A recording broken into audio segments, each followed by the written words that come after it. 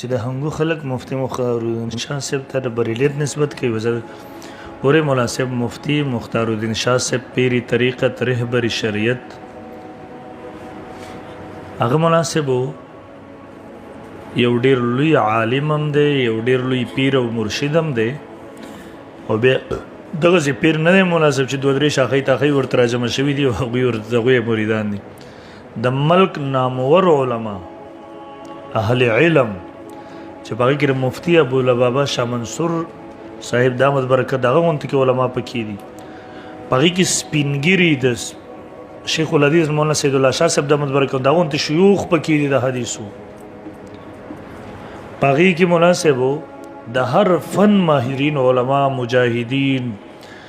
مدرسین محدثین مفسرین مناظرین محققین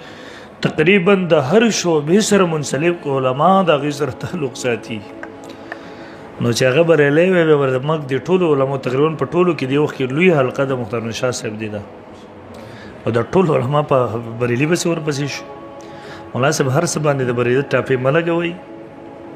ته غزل ته تللی وم کربوغې ته هغه یو څو ملګري وو د شپې زما سره 12 بجو پورې ناست ما هغوی ته مې ویل ما ورته د شاه صاحب هغوی چې کوم دا قسم الزامات لګول د هغې سره د مفتي مختارالدین شاه صاحب د لرې پورې تعلق نه و د ویله د مفتي مختارالدین شاه صاحب خپل مسجد دی خپله مدرسې ده مرکز یې دی اخوا کوم ځای کې چې د مفتي صاحب د کور دی هغه ځای کې مسجد دی یو بل چا سره ورسره دی نو دوی ویل چې قضا عمري کېږي نو ما ورته د مفتي صاحب یې کوي ویل نه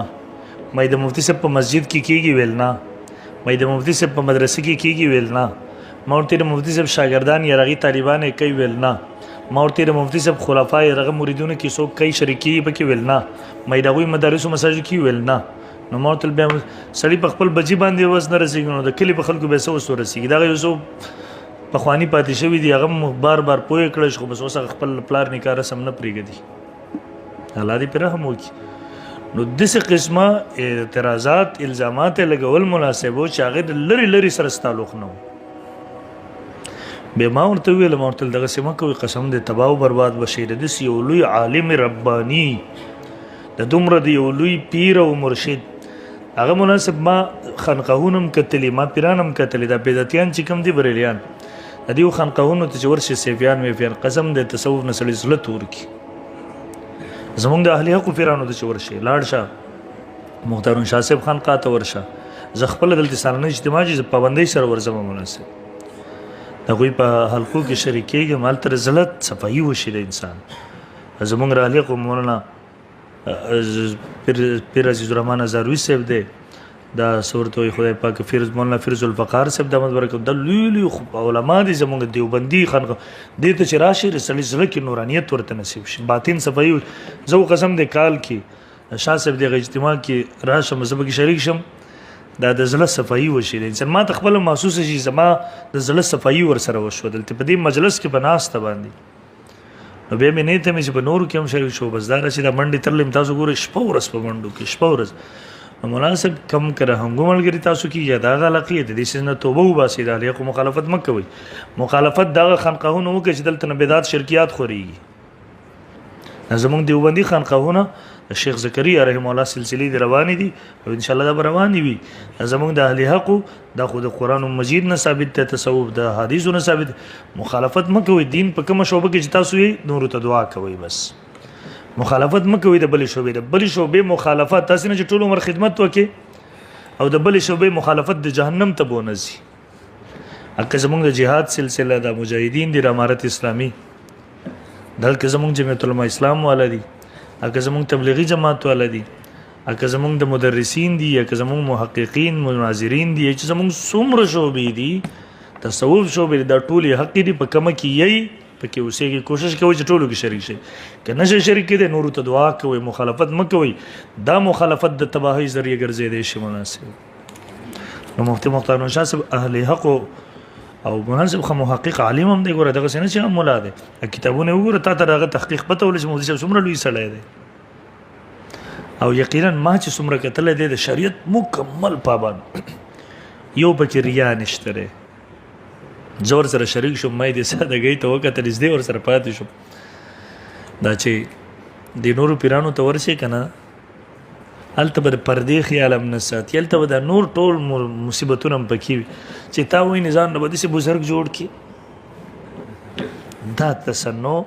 او دا ریاکاري دې پیرانو کې نشته قسم دې زه د دې ګواهي ورکوم نو هغه یو ښه محقق هم دی یو ښه مدرس هم دی یو ښه پیر او مرشد هم دی د کراچۍ علما دا ټول ما سکل کاته د کراچۍ لوی لوی علما بلکې د جهادي ملاین خلک د تدریس د میدان شاه سواران مفسرین دا ټول پکې راغلي او بیا دومره د اهل علمونه دی ما ته غره شاه صاحب دلته یو کسو نو ما ته دلته راځه کنه زمونږ مجلس کیږي جمعې پورې نو ما ورته ویل زلمي کیږي خو تاسو یو مجلس د جمعې پورې ما ته دومره طلبا راځي دلته کوم مختلفو وسلاونه زه چې دا پرېږدم ته اوسم دی نه یېرېږم خیرې راته ونه کي نو هغې نه وتل سره کېږي نه در سره ډک ویل ته مازدیګره پورې نه پارې او مې بل اتوار پورې چې اتوار زما کالو سر ډک وي کالو سر اتوار زما کله نه پارې شپږ اته جلسې جمع شوي دغه اتوار ته نو بیا محترم شاه صاحب واورېد ورته غوسه شو هغه ورته ویل دیو چې کوم کار کوي د وړوکی کار دی دیو دپاره دغه ذکر هم دی دغه ورله تصوف هم دی هر څه دی ورله ته دلته سره بار راولي او زه خصوصیت سره بوتلم د ځان سره د 3 کاله ځان سره خپل خاص کمرې ته اسکه لدی څه وکړه چې کسان وغیرہ سره د میلمنو زی ته بوتل لازم سره ګنمنان را سره وکم ډرایورو خو هغه د خپل خاص کمرې نه بهر پاتې کړ ما ته به ویل سکل پستا کسان د نزدک پرې نه خو د خپل خاص کمرې کې چول پروس کل ستا کسانو مانه تصویران وستیو هغه تصویر نشته لري دا زموږ سره چې یو کس په پټه تصویران وستیو نو هغه به نیټ تور کړو خبر شوی پاغي مساوي تقوا ده نو به روټي کې خزمه کسان کې نه ولا نو به ما ته ویل کم کال مونږ باندې چې تیر کال نه بل کال کمپایرینګ شو ملګری شهیدانو نو زه چې وکته ما په دې دغه دوران کې را پاسو د اجتماع دوران کې او خپل کلمه بینه ته پوسو کوی لغه څه شوی چې هغه زخمی شوی څنګه ته پوسو به نو ماته بیل چې ما ډیرو دعاګانې کولې او کوشش مې کوو بار بار رابطه نو به ماته ویل چې کمرې ترلو ماته ویل خو شو نو ما چې د څنګه وای چې خو شو نو بیا هغه خپل خبري تفصیل وکول ګوره و یو خدا وسوله چې الله تعالی بچ کړي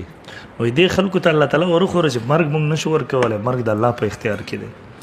او دویم دا وشو ماته ویل چې تا احتیاط نه کو نو دا خپل الفاظ دا د محمد سبق لوی خلق دي نو بس هغه کشرانو شفقت او دغه یو سره ځای کوي نو ماته ویل چې مونږ کې یو تا لږ جرأتمند دی غیرتی نو بس الله تعالی بچ کړي او به ماته ویل چې بل دا چې تا احتیاط نه کوس بلکې احتیاط شروع کړي نو بیا چې تلم تاسو ټول ته مزغه وظیفه در خیم مناسب څومره مسلکی کار کوي ماته 2 چې تلم بیر سره پاسو لاس نه ونه ماته لغه یاد کړم ورته لا ماته ویل چې چرته نوځي آیات الکرسی دا به پابندۍ سره او چې کله ولا يعود حفظهما دې تر ورسېږي